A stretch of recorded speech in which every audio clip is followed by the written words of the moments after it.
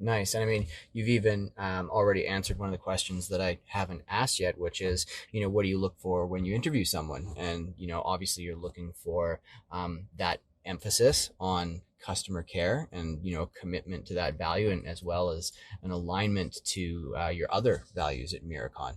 So how do you ask those questions in an interview? Because I mean, obviously you're sort of leading the witness, as it were, if you just say, what is the importance of extraordinary client care, right? You're Mm-hmm. almost giving the answer. So how do you kind of frame that question in the Mm-hmm. interview to get an authentic sort of answer?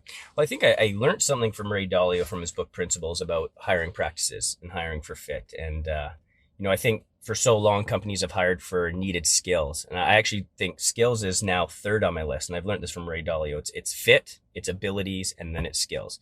If someone fits within your organization and they have the abilities to learn and grow, they'll learn the skills. So, I don't mean to overemphasize that, because obviously there are skills you need. If you're hiring someone to be your CFO or your accountant, they have to have those hard skills. But overall, if someone has the abilities and they fit your company, they're a cultural fit in the long term, they'll learn whatever skills that they need to. So, I look now at fit and abilities, then skills. In terms of those questions, I think it's a it's a tough one, because often in interviews, people will read your core values. They'll go onto your website and they'll often tell you what you want to hear. So we, generally speaking, have at least two interviews. The first one will be conducted by myself and my director of operations, Ron Enns. And then we have a bigger second interview, which would include our project manager and our site supervisors. And we debrief afterwards on whether or not this individual is going to be a fit for us, whether they clearly embrace our core values and are not just saying that they do, and whether we see them being with us for the next 5 to 10 years.